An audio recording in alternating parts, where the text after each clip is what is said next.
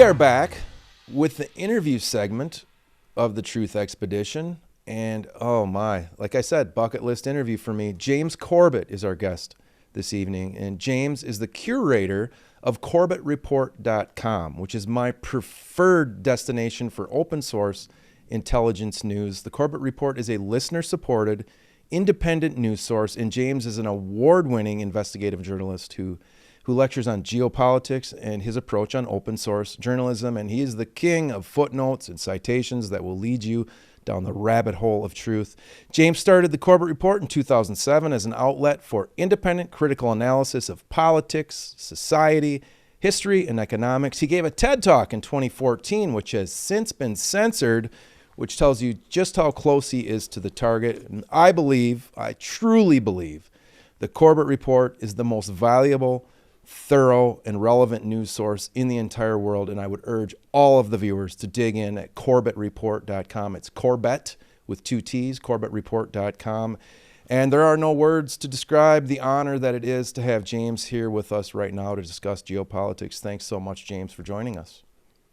I appreciate that intro, and I especially appreciate the word curator, because for many years I've been trying to think of what my title is or how I should describe myself. That is not a word that's occurred to me yet, but I may steal that in the future. I'm not sure. Please do, James. That would be an honor. You are the curator. And like I said, I've been watching you for a long time, and I think I'm going to jump right in with... So James, I'm a respiratory therapist who I started fighting the scamdemic early on. Doctors, this, that, and the other, became an activist holding rallies. And then I was foolish enough to run for office. And the story is, the Uniparty fought me. My own party, the Republican Party, fought me once they realized that, no, I was going to be a voice for the people. I was going to rattle the cage. I was going to call it corruption on both sides. And I guess so my question is, do you think that good people can get in as legislature, into the legislature, and change things from the inside? And furthermore, do you feel like it's even worth voting? Are our elections completely selections? Is it worth voting, especially at a federal level?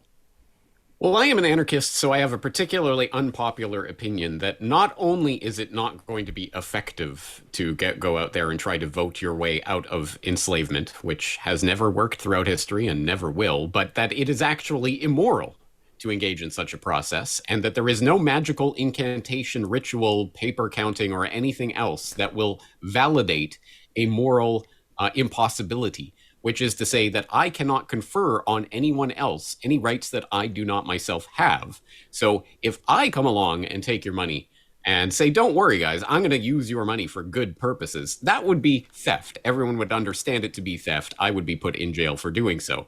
But if somebody with the right shiny hat or badge, or with a particular title after their name, comes along and does the exact same thing in the name of collecting taxes, well, that's perfectly fine and all right, because some portion of the population, 50% plus one, maybe, voted for someone to come in and become some sort of dictator that could write down whatever they want, and it becomes laws, and special rights are granted to agents of the state. I think that whole system is top to bottom complete baloney. But let me just put on my statist cap for a moment and pretend as if there was no moral qualms whatsoever with this entire process. Even so, it is the height of naivete, as I say, to imagine that you are going to vote yourself to freedom. That is not what the system is for. And as many people, even anarchists, have observed, if voting changed anything, they would make it illegal.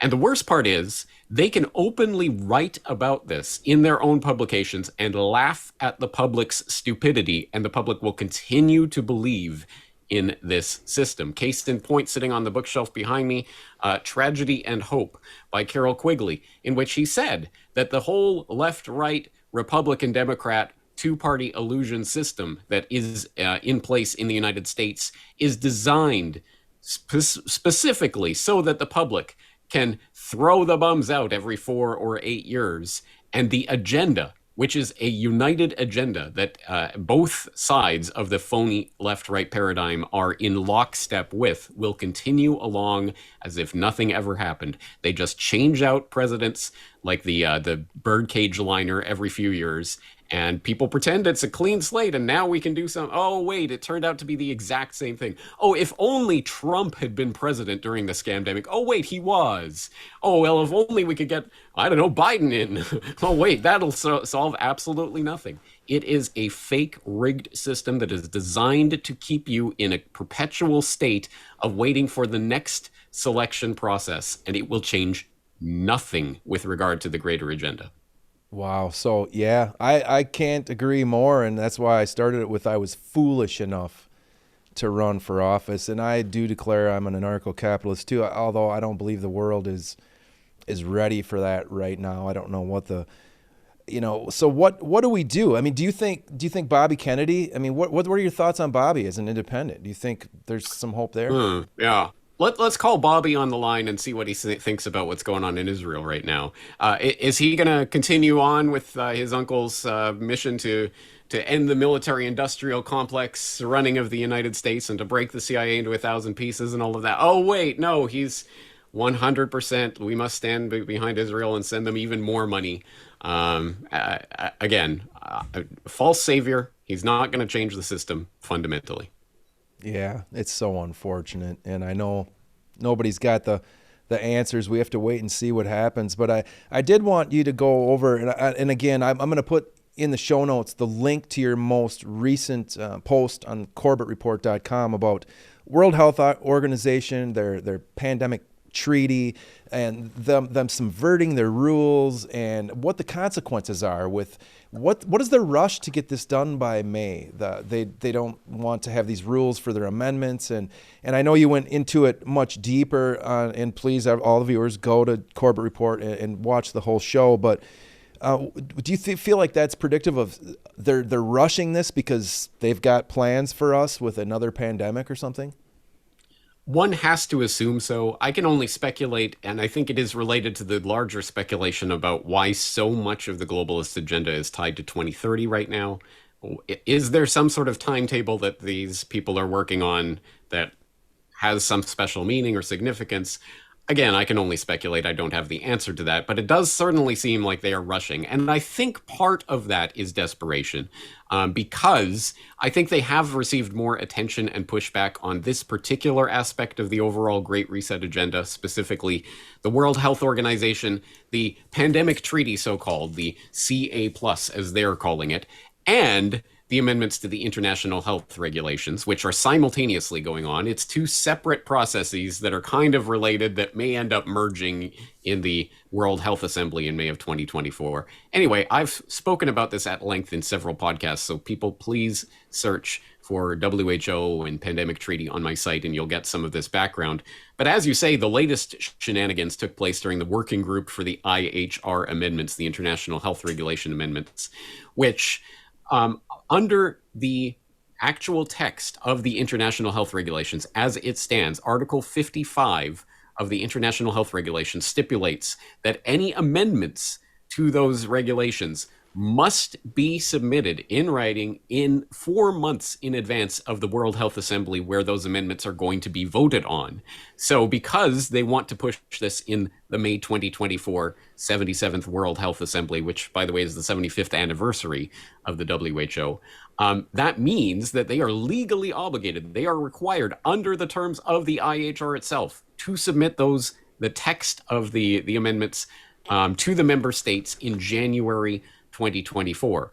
But the working group came out and said, "Oh, there's so much work to do and to negotiate all of these different amendments. We'll never get it done by January. Can we pretty please have an extension, like say up until May of next year?"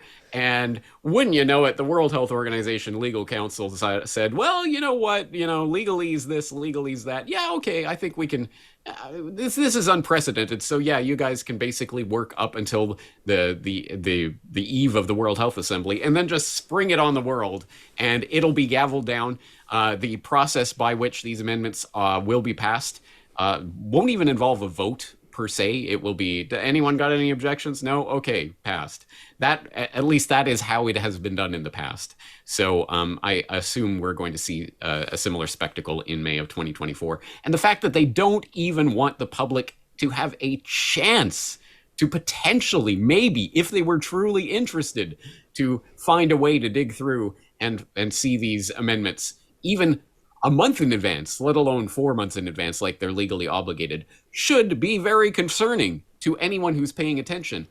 But as I stressed in that most recent interview that you're referring to there, unfortunately, most people are not paying attention to this. And I find even people in my own audience, even after an hour plus of us going through the problems with this process and what's going on and the dire consequences of this, I still have people in my own audience saying, I don't get it. Can you simplify it? Can you dumb this down? I don't get what's happening. What are we supposed to be concerned about? So, it really does feel like dashing your brains out against a brick wall at times. And the fact that the public just does not care, couldn't care less about what is being done with regards to this digital enslavement grid that is being erected around them and that is going to feature vaccine passports and digital ID as the very linchpin of this global Great Reset agenda. The fact that people aren't even aware of it, let alone absolutely outraged about it, speaks to just how thoroughly the public has been dumbed down and placated over the years. No doubt about it. I mean, the sheep out there, that's what I witness every day. Just nobody's paying attention.